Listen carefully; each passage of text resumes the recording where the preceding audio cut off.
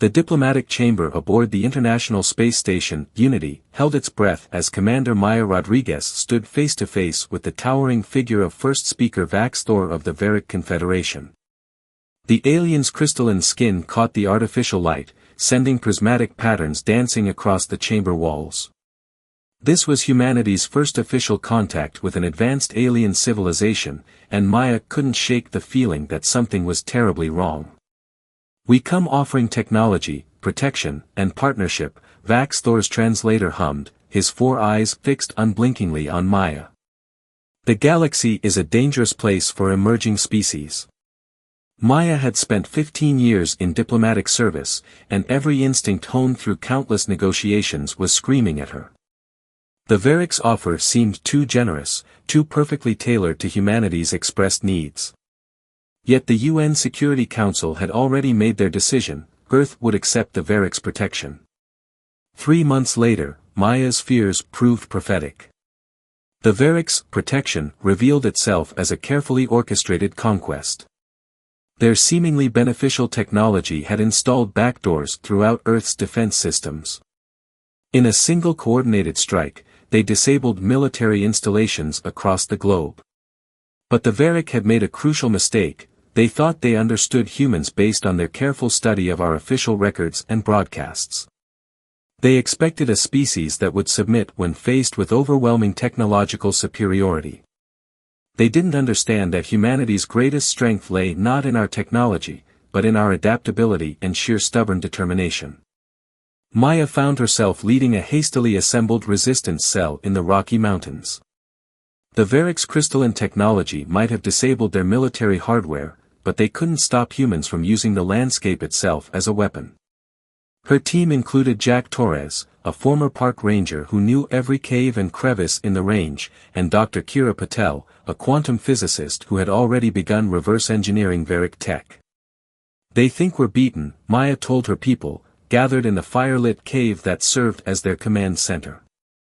"But they don't understand what humans do when backed into a corner. We adapt. We survive. And then we fight back." The first victory came when Kira discovered that the Varick's crystalline biology made them vulnerable to specific sound frequencies. Jack's knowledge of the mountain's natural acoustics turned this weakness into a weapon. Using nothing more sophisticated than carefully placed resonators, they managed to drive the Varick from 3 monitoring posts without firing a single shot. Word spread through the resistance network about their success. Other cells began adapting similar tactics, each adding their own innovations. In Singapore, rebels used the city's humidity control systems to create conditions that interfered with Varick sensory capabilities. In the Sahara, nomadic groups exploited the aliens' inability to track through sandstorms. But the true turning point came when they captured a young Varick scout. Instead of the expected interrogation, Maya tried something the Varick would never have considered: she showed mercy. The scout, who called himself Krelax, had never experienced anything like it. In Varick society, weakness was eliminated, not nurtured. "Why?" Krelax asked as Maya treated his injuries. "Your people suffer because of mine. Yet you help me?" "Because that's what humans do," Maya replied, cleaning a crack in his crystalline surface. "We're capable of great violence, yes. But we're also capable of great compassion. Your leaders thought that made us weak. They're about to learn how wrong they were." As the first year of occupation drew to a close, Maya's resistance cell had grown into a full-fledged army. Krelax had joined their cause, teaching them more about Varick weaknesses while learning about human strength. The Varick had come expecting to find a species with soft hearts. Instead, they found that human hearts were made of something far stronger than crystal: they were made of pure determination. The message Maya sent to Vax Thor was simple: you thought our capacity for compassion made us weak. You're about to learn that it makes us unstoppable. We're coming. In the command cave, Maya looked at the faces of her diverse team, humans of every background working alongside a Varick defector, all united by a common cause. They had lost much, but they had also found something precious: proof that humanity's greatest strength lay not in conquering others, but in bringing them together. The war for Earth was far from over, but for the first time since the invasion, Maya felt true hope. The Varric had wanted to teach humanity its place in the galaxy. Instead, they were about to learn a lesson about the species they had so gravely underestimated. The underground bunker beneath the ruins of Tokyo hummed with activity as resistance fighters moved through its cramped corridors. Lieutenant Akiko Tanaka studied the holographic map before her, watching as red dots representing Varric patrols moved across the city grid. Next to her, Krelax's crystalline form shifted colors slightly, a sign of deep concentration among his people. Their patrol patterns have changed, Akiko noted, her fingers tracing the new routes. They're adapting to our tactics. Not fast enough, Krelax responded, his translator giving his words an unusual warmth. The Varric understand adaptation as a mathematical process. They don't grasp the human capacity for, what do you call it? Thinking outside the box. The past 3 months had transformed their resistance from scattered cells into a coordinated global network. Commander Rodriguez's success in the Rockies had inspired similar operations worldwide. But here in Tokyo, Akiko and her team had developed something potentially game-changing, a way to hack the Varric's crystalline technology. Dr. Wei Chen, their resident technological expert, had made the breakthrough. The Varric's biological crystalline structure wasn't just their body, it was their technology too. Their ships, weapons, and communications all operated on the same principles as their bodies. And like any crystal, they could be made to resonate at specific frequencies. The tests are ready, Wei announced, entering the command center with a device that looked cobbled together from old smartphones and modified Varric tech. We can now manipulate their communication networks without detection. They'll never see us coming. Akiko remembered Commander Rodriguez's words from their last secure transmission, our strength isn't in matching their technology, it's in using what makes us human to defeat them. Those words had sparked an idea that went beyond mere tactical advantage. Their first major operation using the new technology targeted the Varric's regional command center in Osaka. Instead of attacking directly, they began broadcasting human emotions through the crystalline network. Fear, doubt, compassion, feelings that the Varric had evolved beyond, considering them weaknesses. The effect was devastating. Their hierarchical structure is breaking down, Krelax reported, watching through their surveillance feeds. Many are experiencing emotions they've never felt before. Some are questioning orders for the first time in their lives. The operation's success spread like wildfire through the resistance network. Similar attacks began worldwide, each tailored to local conditions. In Brazil, they broadcast the joy of carnival through Varric networks. In Egypt, they transmitted the weight of human history and tradition. Each broadcast carried the same message: humanity would not be erased. But the Varric leadership wasn't going down without a fight. Their response was swift and brutal. New waves of shock troops were deployed, warriors specifically modified to resist emotional manipulation. The streets of Tokyo ran with a crystalline shimmer as battles erupted between these troops and resistance fighters. Yet even this backfired on the Varric. The modifications made their troops more resistant to emotional manipulation, but also more susceptible to human unpredictability.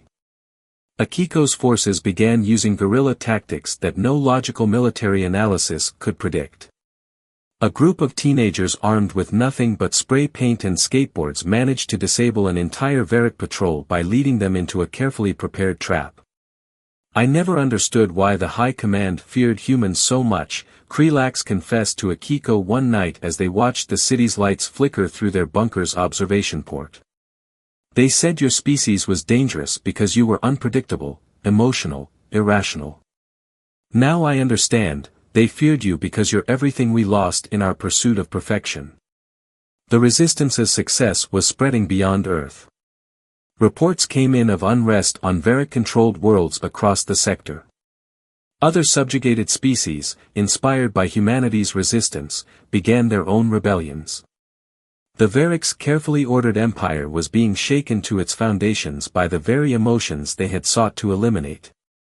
Akiko received word that Commander Rodriguez was mobilizing for a major offensive. The time had come to move from resistance to revolution. As she prepared her forces, Akiko looked at her diverse team, humans of all backgrounds working alongside an increasing number of Varric defectors. They had learned to combine human ingenuity with Varric technology, creating something entirely new. The Varric thought they could break us by taking away our technology, she told her assembled forces. Instead, they gave us the tools to show the galaxy what humanity truly is. We're not just fighting for Earth anymore, we're fighting for the right of every species to feel, to change, to be imperfect but still strive for something better. As her words echoed through the bunker, the first rays of dawn broke over Tokyo's skyline. The light caught the crystalline structures the Varric had imposed on the city, but instead of their usual cold gleam, they seemed to pulse with new life, as if the very architecture was awakening to the power of human emotion.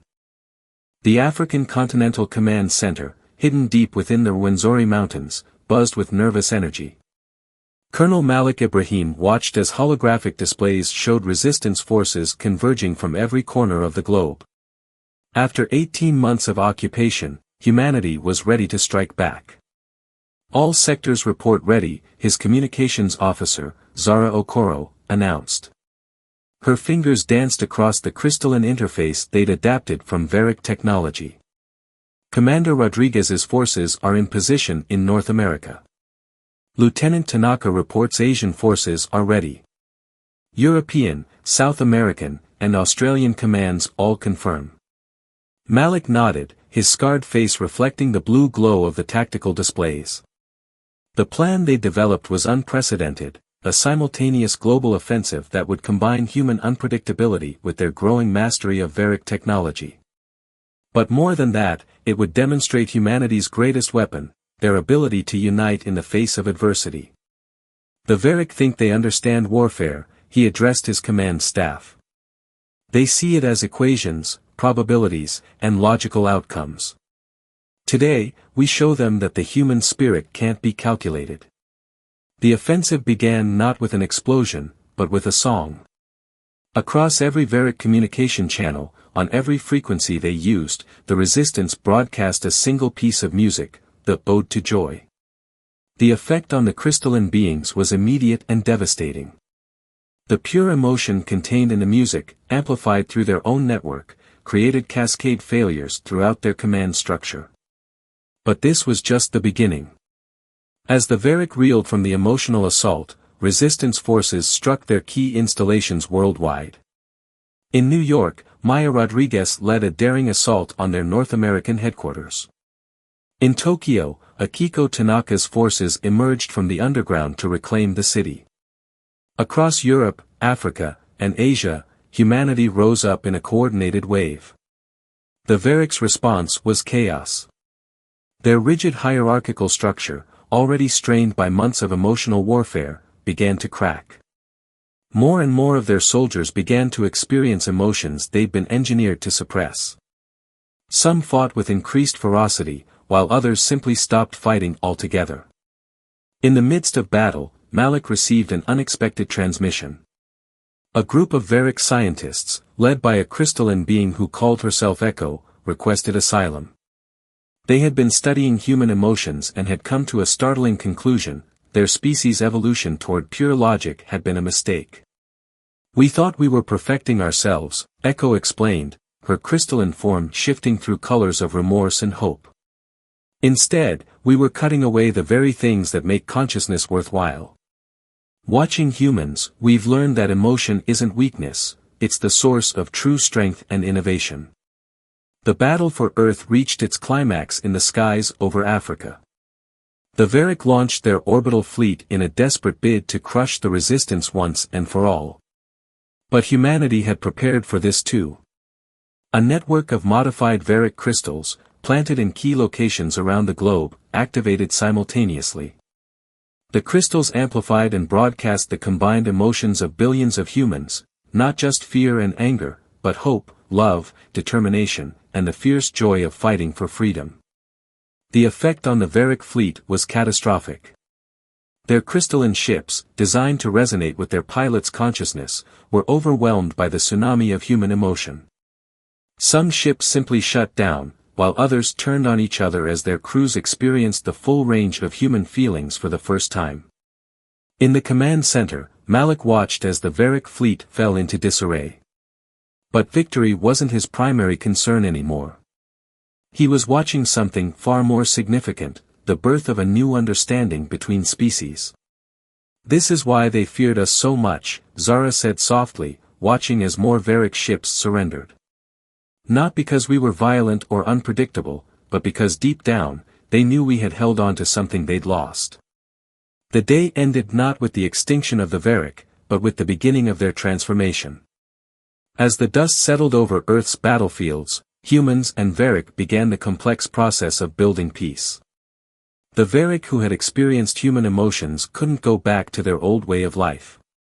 Many chose to stay on Earth, learning to rediscover the feelings their species had evolved away from. Malik stood at the entrance of his mountain base, watching the sunset paint the African sky in brilliant colors.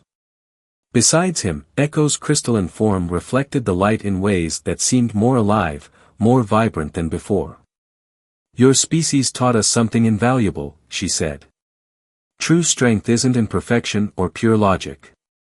It's in the messy, emotional, beautiful chaos of being alive." The Varick sought to conquer humanity, but instead, humanity liberated us. The Geneva Interspecies Assembly Hall stood as a testament to how much had changed in the past 6 months. Commander Maya Rodriguez watched as representatives from 24 alien species filed into the chamber. Some floated, others crawled, and a few seemed to exist in states that defied human understanding. Yet they all shared one thing: they had come to Earth seeking alliance with humanity. The success of the human resistance against the Varick had sent shockwaves through the galaxy. Species that had lived under Varick control for centuries saw hope for the first time. But more than that, they saw something extraordinary in humanity's approach to victory, the ability to transform an enemy into an ally. "The galaxy expected us to annihilate the Varick once we gained the upper hand," Maya addressed the assembly, her voice carrying across the chamber. "Instead, we showed them another way. We proved that strength lies not in domination, but in understanding. Not in purity, but in diversity." Besides her stood Krelax, now the leader of the reformed Varick coalition. His crystalline form had evolved, developing subtle color patterns that reflected his emotional states, a change that was spreading through his entire species as they rediscovered their capacity for feeling.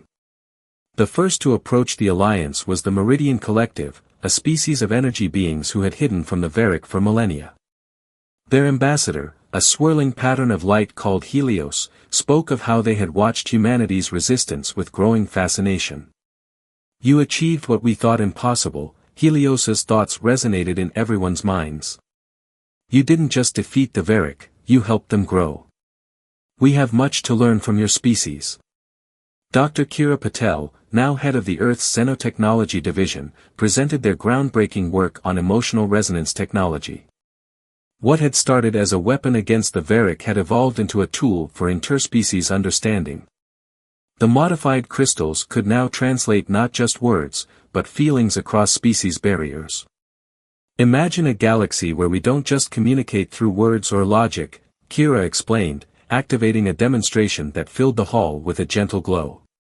"Where we can truly understand each other's experiences, fears, and hopes."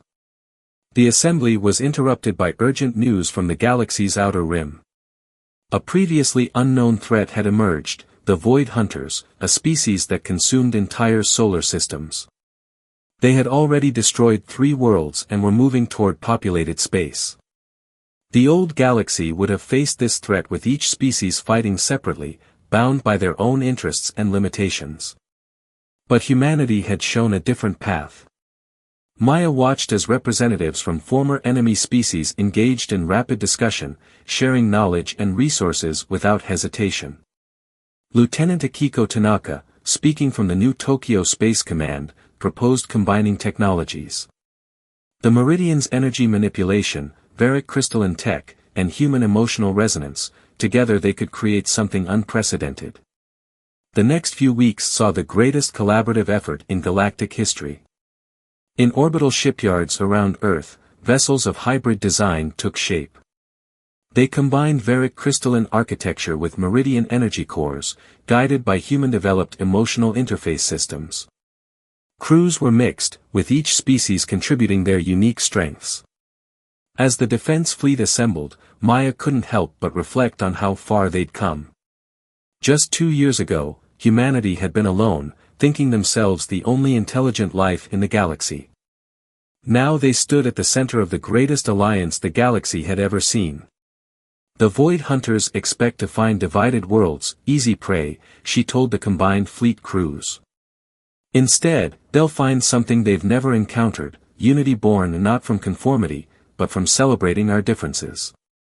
The first test of this new alliance came sooner than expected. A Void Hunter scout ship appeared at the edge of the Sol system. But instead of finding an easy target, it encountered Earth's combined defense fleet.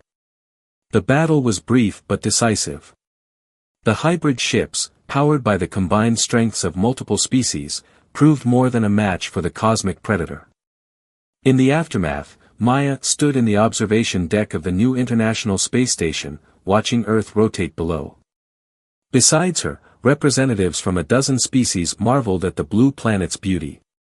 Earth had become more than just humanity's home, it was now a symbol of hope for the entire galaxy.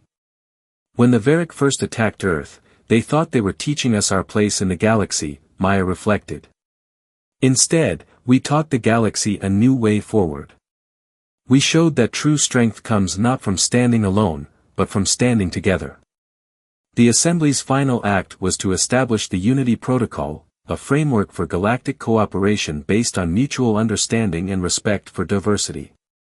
Earth would serve as its headquarters, not because humans demanded it, but because the galaxy's species had collectively chosen it. They saw in humanity something precious, the ability to face adversity not by becoming harder or more ruthless, but by becoming more connected, more understanding, more alive. 5 years after first contact, the observation deck of the Galactic Unity Station offered a view that would have once seemed impossible. Commander Maya Rodriguez, now Admiral of the Combined Fleet, watched as ships of countless designs moved through space, crystalline Varic vessels alongside Meridian energy crafts, human carriers, and dozens of other species ships, all working in harmony. But the piece they'd built was about to face its greatest test. The Void Hunters hadn't been defeated, they'd been gathering their forces. Long-range sensors detected a massive fleet approaching, larger than anything they'd encountered before. They're targeting multiple systems simultaneously, Colonel Malik reported during the Emergency Council meeting. This isn't just an invasion, they're trying to end all organized resistance in a single strike. The council chamber, filled with representatives from 50 species, erupted in concerned discussion. The Void Hunters had adapted to their defensive strategies, developed countermeasures against their hybrid technologies. For a moment, it seemed fear might unravel everything they'd built. Then Krelak stood, his crystalline form radiating determined colors. 5 years ago, humanity taught us that our greatest strength lies not in our technology or our numbers, but in our ability to grow, to change, to feel. The Void Hunters think they understand us because they've studied our tactics. But they don't understand what makes us truly powerful. Echo, who had become Earth's leading expert on interspecies psychology, presented a daring plan. The Void Hunters operate as a hive mind, devoid of individual consciousness. But we've learned that consciousness, true, feeling, thinking consciousness, is the most powerful force in the universe. The plan they developed was audacious. Using modified emotional resonance technology, they would broadcast not just human emotions, but the combined feelings and experiences of every allied species directly into the Void Hunters' hive mind. Not to destroy them, but to awaken them. Lieutenant Akiko Tanaka led the technical team, working with Meridian energy specialists and Varic crystal engineers to modify the entire Unity network. Dr. Kira Patel's breakthroughs in quantum consciousness theory provided the theoretical framework. Even the reformed Varric contributed their understanding of hive mind psychology. As the Void Hunter fleet approached, Maya addressed the combined forces. They expect us to fight like separate species, each falling back on our own ways. Instead, we'll show them something they've never seen before, the power of unity born from diversity, strength forged from understanding. The battle began in 12 star systems simultaneously. The Void Hunters' black ships, each the size of a small moon, tore through space with devastating power. But they faced something unprecedented, a defense force that fought not just with weapons, but with consciousness itself. The modified Unity network activated, channeling the collective experiences of billions of beings across multiple species. The Void Hunters were bombarded not with energy weapons, but with feelings they'd never known existed. They experienced the joy of meridian star dancing, the crystal song of Varric poetry, the deep bonds of human family, and countless other emotional truths from dozens of species. At first, nothing seemed to happen. The black ships continued their advance, weapons blazing. But then, something changed. Individual ships began to break formation. Some stopped firing. Others began moving in erratic patterns, as if their crews were experiencing consciousness for the first time. The turning point came in Earth's solar system, where Maya led the main defense fleet. A massive Void Hunter vessel, their apparent flagship, approached the Unity station. But instead of attacking, it broadcast a message, not in words, but in feelings. Confusion. Wonder. Fear. And underneath it all, a desperate loneliness. Maya took a risk that would have seemed insane just 5 years ago. She ordered the defense fleet to stand down and broadcast a single emotion in response: welcome. The effect rippled through the Void Hunter fleet like a shockwave. Ships that had been weapons of destruction began transforming, their black surfaces shifting to reveal patterns of light and color. The hive mind wasn't breaking, it was awakening, evolving into something new. In the aftermath, as representatives of the Void Hunters joined the Unity Council for the first time, Maya reflected on humanity's journey. They had faced extinction and emerged not just survivors, but pioneers of a new way of existing in the galaxy. They had proven that the capacity for emotion, for change, for understanding, the very things the Varric had once seen as weaknesses, were actually the greatest strengths any species could possess. The galaxy would never be the same. The legendary soft hearts of humanity hadn't just survived, they had transformed the cosmos itself. Species that had once sought to dominate each other now worked together, growing and learning from their differences. The Unity Protocol became more than a defensive alliance, it became a new way of life. As Maya stood in the council chamber, watching representatives from former enemy species working together to build a better future, she remembered the words she'd spoken during that first contact with the Varric: our strength isn't in our technology or our weapons. It's in our hearts, not because they're soft, but because they're strong enough to grow, to change, and to welcome others. The legend of humanity's soft hearts would be told across the galaxy for generations to come. But it wouldn't be a story of weakness, it would be a testament to the greatest strength of all, the power to turn enemies into allies, to face darkness not by becoming darker, but by sharing light, and to build a future where diversity wasn't just accepted, but celebrated as the source of true power.